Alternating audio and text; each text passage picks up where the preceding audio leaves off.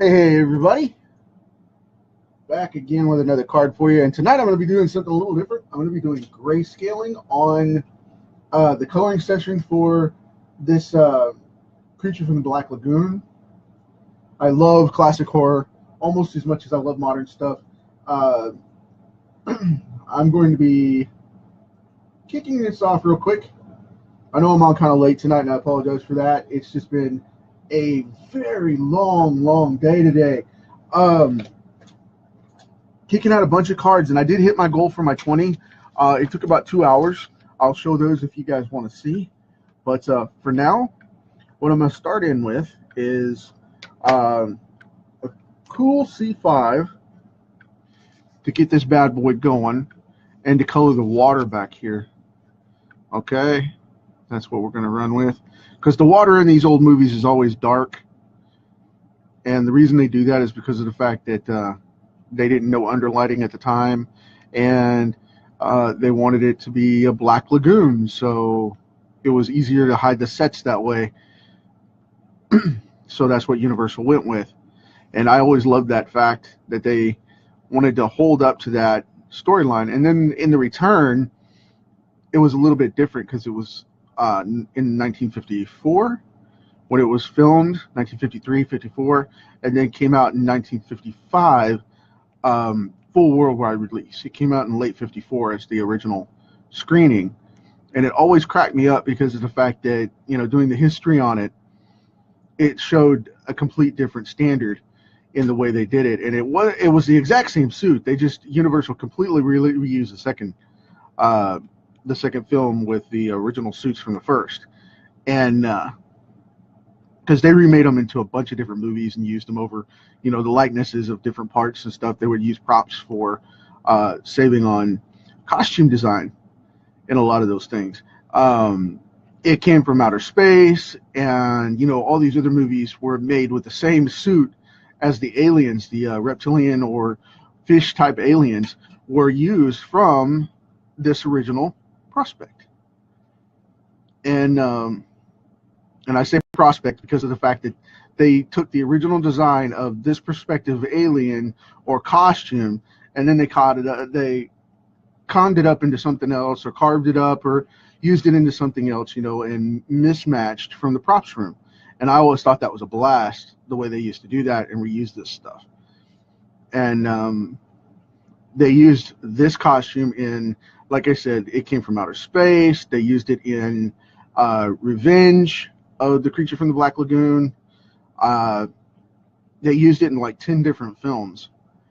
And it's kind of like what Del Toro is doing now with the same design of, you know, the Deep Water or whatever that film is now, the one where he's got the romance story of where it's a fish man come out as an earthling instead of a magical being, or like Abe Sapien from Hellboy, which it isn't. He says it isn't. It looks just like it, you know. Same design, same prep, and I think they're using a lot of that costume for that film because it's made by the same company, if I remember right. It's made by the same studio. But I don't know.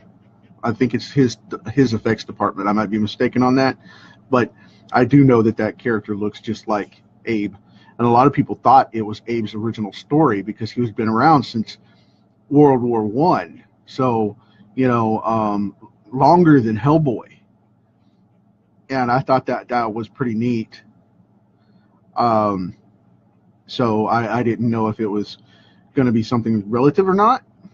When I first saw the trailer, I could have sworn it was, but now I know it's not. But we'll see as that film plays along and how it comes out. But there's a lot of revamps being made. Tom Cruise is tied to these. Universal is bringing back their own line of monsters, and they're bringing back remakes. And it's going to be interesting to see how they get all of this done and make these films work, because I haven't seen Tom Cruise's Mummy yet. I've heard mixed reviews on it, and I haven't had the nerve to watch it yet, even though I am a sideline fan of Cruise, because I liked him in the last one he was in. I can't remember the name of it. Oblivion, and then there was the next one right after that, which was uh, oh, what was it? I want to say Edge of Tomorrow. Yeah, that was it. That was it. And it was a beautiful film. It was great. He got crushed, which is always awesome. Hey, gang, thanks for checking me out, man. Sean, Brian. Is that CC on there? Wow. Hey, haven't seen you in a while. And Omok is back as well. Just wanted to say hi to you guys. But yeah, Edge of Tomorrow, as I was talking about with Cruise, that was a great film for me because I love science fiction, and that's one that he really did well in. And he's found kind of a niche in that sci-fi action thing, going on. War of the Worlds was a dump, of course. That movie was just horrible. I think they just made footage and just dumped it together, and it wasn't edited properly, I don't think. So, it kind of bottomed out. And I don't mean dumped as in a negative term. I mean dumped as in a technical term, as in they put it together really quick and cheaply. After filming a great film, they put it together and edited it to where it just bombed out. I think the best parts of that film got left on the floor. But as far as the Cruise movie film cycles of Universal monsters and stuff goes, we'll see how it goes. They're going with the classic storyline, and they put Brendan Fraser out to the curb. So we'll have to see how that goes. But because I like the Fraser trilogy, I really did. And some people count it as, bigger than that with the Scorpion King films, but a lot of those went straight to DVD and got weird. So who knows? But we'll see how it goes. But I love Universal Monsters. My friend Bob Garr created a series called Until We Sleep. That focuses on the monsters coming to life and having to survive against an army of stuff going on, which is always cool. And they actually become the heroes in that series, which I would love to see more of. Because Frankenstein's a love story within itself. It was written on a dare. Shelley wrote it as a dare to see what the scariest story she wrote could be, but she was also a known romance writer, and she made a monster you could fall in love with, and that's what we got with Frankenstein. So, not bad for a bet with a bottle of booze while the power went out and everybody's trying to get everything going, because the gas lighting had gone out and they were doing candles and whatnot, and that was supposed to be the rumored dare of the situation of the party. So, but who knows? We weren't there,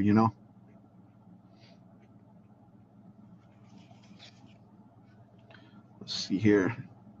Now I'm going to make him quite lighter to start out with, because I don't want to kill the look, because he was always overlit, and because of the wetsuit being coated in whatever they coated it in, it was always lighter, so it would show up, and he looked slimy and wet all the time instead of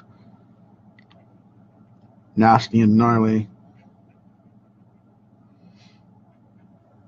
So when you do grayscale, be sure and leave highlights, because that is where the breaking power is, in the grays really popping out.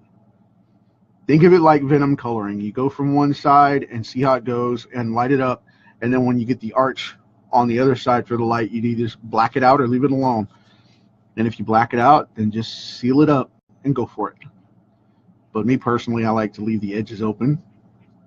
I think it gives it a lot more character and depth to the light when it comes from the center with these things, like this. Now I'm going to coat that that ridge. It's not really teeth, it's kind of a ridge, but I mean, this is taken from I don't usually use reference, but I wanted to be precise with this one. So this is actually a reference shot from some test photos that I found for the original movie. And like I said, I'm not really one for using heavy stuff except for costume reference, but I wanted this one to be right. So now here comes the hard part. This is going to take a little bit because this is going to be a pain, but if you want to do it right, you got to do it right, you know. So we're going to go in and I'm going to tap on all these little scales right here and these little bumps. And I'm going to get all of them. Yes, I'm doing them individually. I know that seems like, you know, warm death right out of The Walking Dead, but it doesn't take so long. I've been doing this a while, so it doesn't take near as long for me. So I got those done pretty quick. Now let's see how we do with these.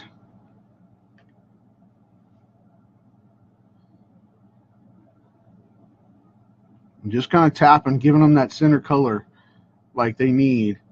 And then when I go back over with the shading, it'll be a lot faster because they'll already be planted. So going 3 or 4 rows out here.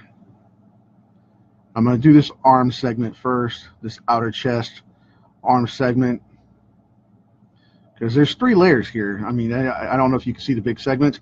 There's 1, 2, 3, and then there's a shoulder segment, and then there's another one of the arm down here. And the reason I'm doing them in segments is because of the fact that they're layered on each other, and I want them to look like that. So I'm kind of going through here and doing just these sections, and then I'll go back and do this big piece. But I want you guys to get the effect of all of that. Turn my tip here so I don't smash it. Got that one, got that one, got that one. I'll go ahead and do these down here too as I'm going around so I can keep pace with the corner and don't miss any. So got to keep it professional so we don't miss any of the marks. But there we go, cool deal. I'm going to kind of go back over those a little bit because they didn't darken up quite as much as I want them to. 2, 3, 4, 5, 6, 7, 8, 9. Cool. All right. I'm double tapping some of these. If it looks like I'm doing them again, it's because I am. I'm just double tapping to make sure they get dark enough to show up. Because this stuff is crazy. And it was such a pain. If it looked like this is a lot of work for an inker, yeah, you can count yourself lucky on that one and understanding exactly what I'm talking about, because yep, it is. You're right on. It was a pain. But I wouldn't change it for the world though, because of the fact that I'm going to go this way before I do this bigger one over here. Because for one, there's fewer scales. I can knock it out and have a big chunk done pretty quick here. But yeah, this is crazy, man. I mean, this is definitely a labor of love here for you guys to see this piece happen. But I'm gonna turn my marker a little bit. But yep, it's all good, man. I mean, this is just what it's all about. You know, the guy that wore the wetsuit, he almost drowned 3 separate times.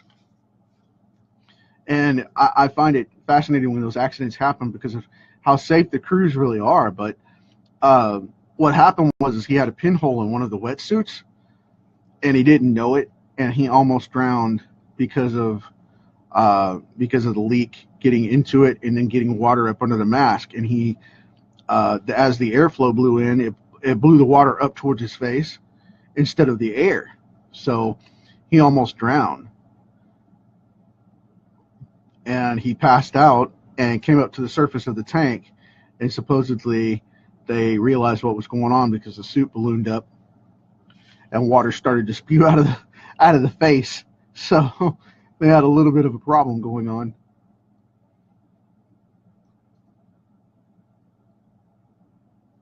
I think that stuff's really cool when they talk about it, because, you know, it's one of those things that can really mess you up.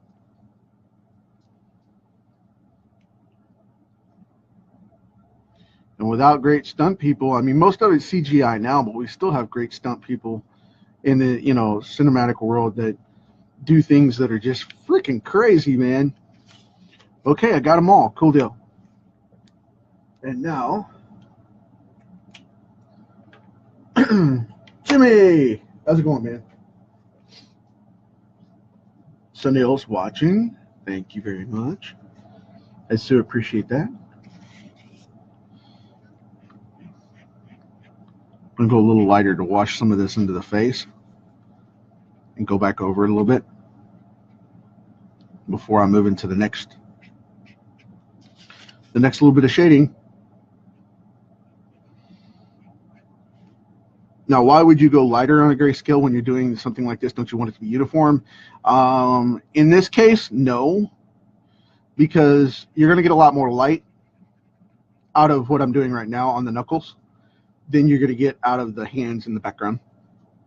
So what I did was I switched from an N2, which is a neutral 2 gray, into an N1 right now so that I could get some of these grays in here, but still have that bright, watery kind of look going on these scales before I shade them up.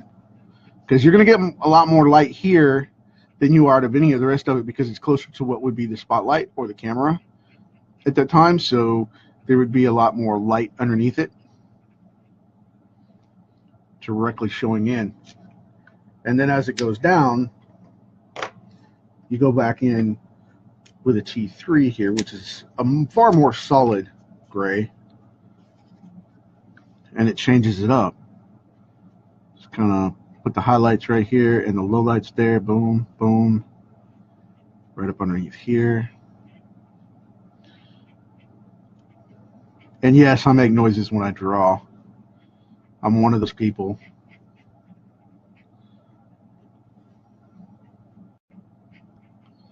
I'm going to kind of put that down because this is the thumb right here.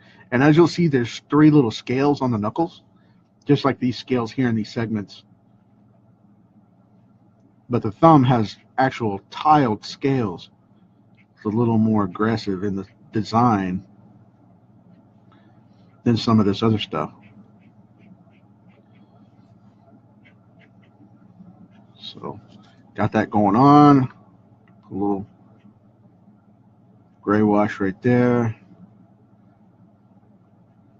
Give it that segment look, pull it up just a little. Right across the top. Now this one folds down a little bit, so it's going to be right on the face. It's going to kind of make this L shape. And then these fingers will be down at the bottom to wash that out. So it'd light up more of the underside. Like that. And now I need to go back in with a C6. I'm going to use a C6 because it's a little bit cooler. And that's where I'm going to go in and brush in some of this detailing that makes things pop out just a little bit heavier. And I don't want to do the whole thing because this has highlights on it. Okay. So what I'm going to do is right under the edge of his scalp here, and then right under the edge of this set of fins here, kind of wash that down a little bit, and then back over here again.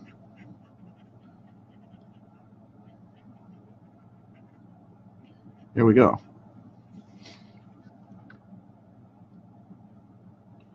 This is where it gets tricky. And this is where it also gets to be a big pain in the butt because it can run all over the place. Some of these shoulder scales, if I'm not careful, will run all over the place, and it'll color in 4 or 5 different scales before I even know it.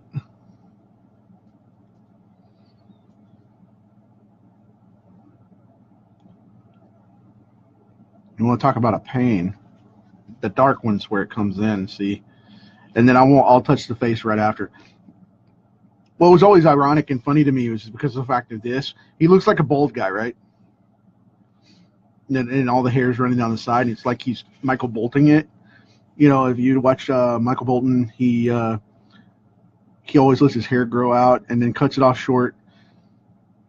Whenever he lets his hair grow out, his hairline recedes because it's so heavy, and it gets a little thinner on top. No offense to him. I mean, great entertainer and whatnot, but that's just something I noticed when I was a teenager, and some of my family members are really heavy fans of his, and that's just like, yeah, his hair is running from his face. You shut up. It's awesome. We're all human. We pick at each other. It's a family thing. Especially men. We pick at people because of the fact that we like them. So if somebody gives you crap, that shows they like you. If they don't give you crap, then they're not willing to invest the time and effort into giving you grief, which is a problem. Think about that one.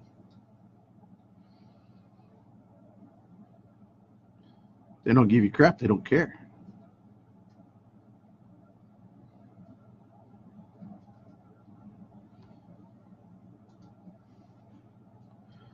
Okay. I'm going to keep these very tight because I don't want to go into the water and wash it out to where the grays don't show up. Because see, as they're drying, they start to separate. I know that looks a little dark over there, but as they dry like this, it'll start to separate from the water a little bit. But I just want to give it that hard, scaly look like it's supposed to have. And going down to each one of these is a real pain in the butt. But like I said before, it is what it is on giving the character the look that it needs.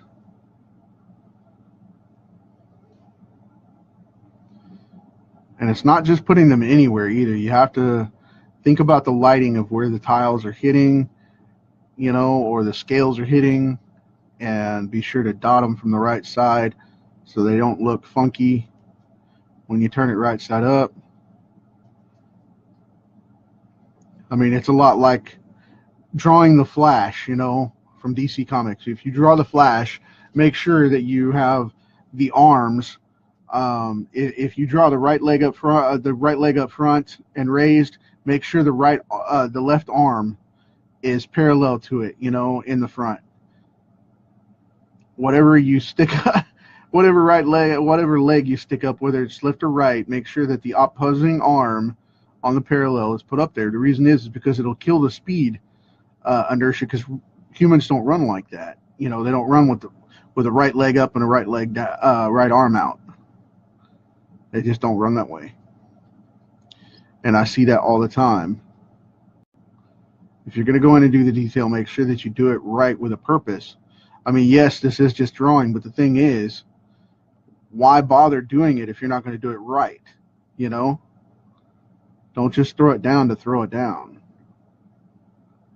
That's part of why I do this for you guys, is to show you the right way to make sure this happens.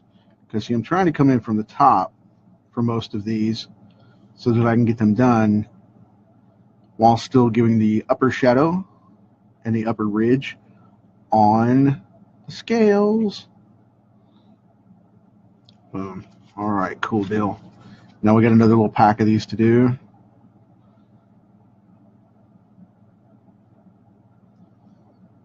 Cool. These are coming off a lot quicker than I thought. Like I said, I've done this a few times before. This is not quite like stippling. This is coloring each individual scale appropriately. So it's a little bit different than going through and just stippling and covering this up. You know what I mean? I mean, I'm doing this the right way to where each one is getting the appropriate attention for the color that we need it to have. And when it's all said and done and it dries, this thing will look like the beast it's supposed to be. Cool deal. All right, one right there in the middle. And now this one. Boom, boom, boom, boom, boom, boom. So I'm excited about this remake. I hear they're going to do it, and like I said, Universal's already made the page for IMB and all that. So hopefully it's going to come out. And we'll see a bunch of good hoopla about it. Very cool. All right, now I'm going to put in a little bit of color lashing here to get this going. And by lashing, think about it like a lady putting on makeup. You just kind of lash it in there, light strokes, get it done, boom, done, boom, done. Just to kind of accent the grays just a little. Not to take them over, and definitely not to wash them out. If you wash it out too dark, you'll end up with a mess, because then it'll get muddy and it'll look horrible. So don't do that, because then all the grays will wash together and then it won't show separate definition and it'll look weird. It'll look what I call soupy, and then it'll be funky. You know, that won't be cool at all. So now, there we go. We've got the monster coming up. Creature from the Black Lagoon. Now I want to come down on this chin just a little bit and then hook back over and under for a partial shade.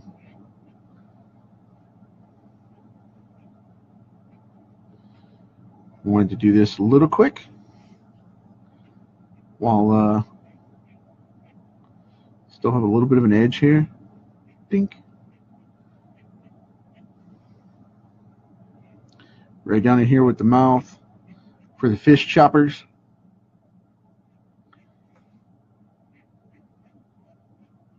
Get the bottom edge of that lip. That's the side chin, so you want to leave that alone. And just go for this really cool edge right here. And try to get as much of this in as possible to bring it all together and add some weight to it.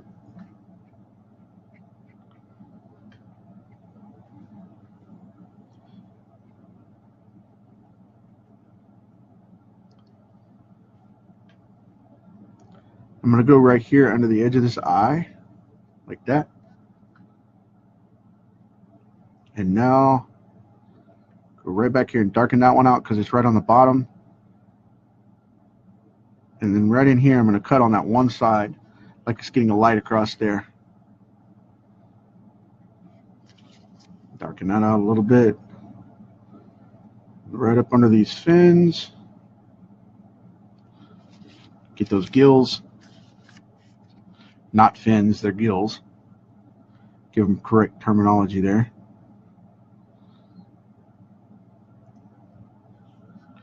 There we go. Right up under the edge of this eye. Hopefully I won't screw it up. There we go, cool.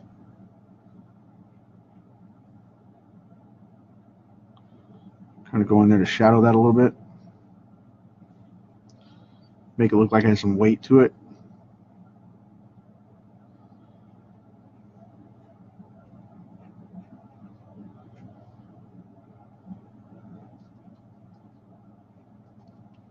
Okay, that's the one I want to put just the edge on, like that. And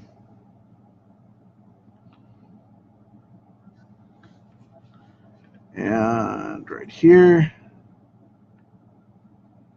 color that out a little bit, color that out. Now right here, I'm just going to add it on the outside edge to fill it in just a little and make those highlights break up so they'll break up from the water.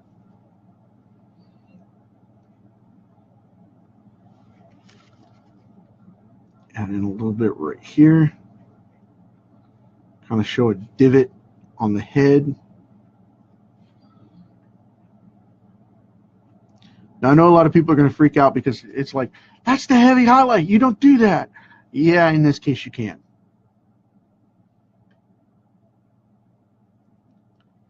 Because you're grayscaling The weights are just a little bit different. And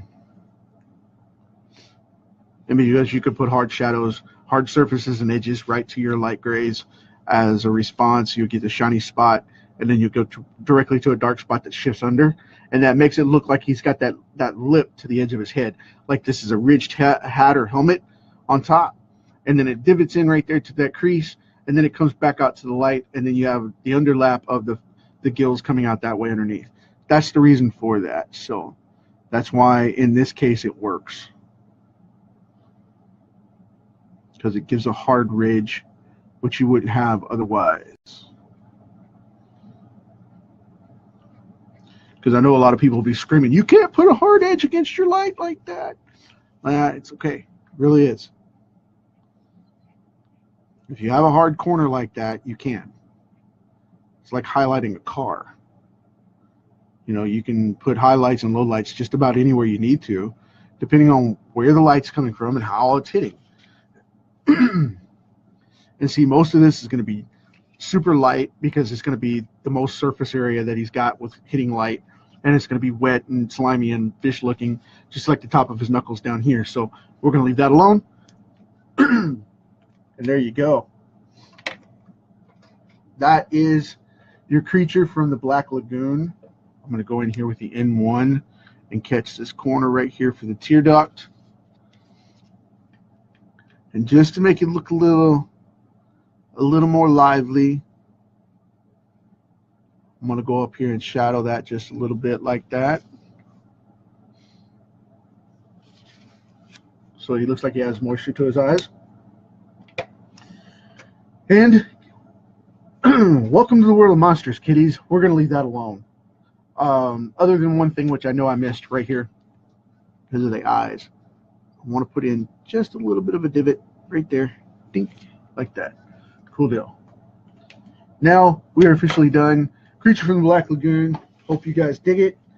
Gonna show real quick before I head out. I'm gonna show these bad boys right here from the 20 from yesterday, just so you guys can see. We've got this one going for Creature from the Black Lagoon, but we've got Black Bolt, we've got Wildcat, we've got the Golden Age Green Lantern, we got Medusa. She came out really well. There is Dove from Hawk and Dove. There's his brother. There's Hawk. There's Sue Storm, aka the Invisible Woman. There is the Riddler. There is Doctor Strange, and the Symbol by Rusty Gilligan, a buddy of mine. There's Bane. There's Batman, which you may notice in the Batman pose. Clayface in the background in this particular shot came out kind of looking like the poop emoji, which my daughter and I have been having a blast with all day. It just came out that way. Hey, it is what it is. It's still awesome, nonetheless. The Atom, Man-at-Arms, Bluegrass from the Silverhawks, Commander Stargazer from the Silverhawks, Gideon from X-Force, Maverick from Weapon X, Triclops from He-Man, Ram Man from He-Man, and that's pretty much it out of that 20. Some stuff that I've been doing from Christmas to New Year, just so you guys can catch up. Hawkman, Terrax, Doctor Doom, Ben Grimm, The Thing, Man-Bat, one of my favorites that came out really well, Ant-Man, Rhino, there is the Joker for you, there's Ultraman, there's Spider-Gwen, and there is Two-Face from the other night. And this is another one of my personal favorites that came out of this card set, the Scarecrow and Blue Beetle. There is Scarlet Spider, Carnage, the Tick, Mr. Fantastic, Hobgoblin, Baby Groot, that would be Hellboy, and Thor, and the last one from this particular group that I started right at Christmas time, or right about, Darkwing Duck. So there we go, folks. That's the set plus another 12. That's the 20 plus another 12 that I added on just from the holiday season, and starting off the year with a bang. So I hope you guys dig this card. It's going to be one of my personal favorites. I think I'm going to do the Frankenstein coming up the same way here pretty quick. And I hope you guys dig it. Until tomorrow, as always, you inherited this big rock of dirt floating around in space. Leave it better than you found it. And make somebody smile. Have a good day. And check you guys tomorrow. Later.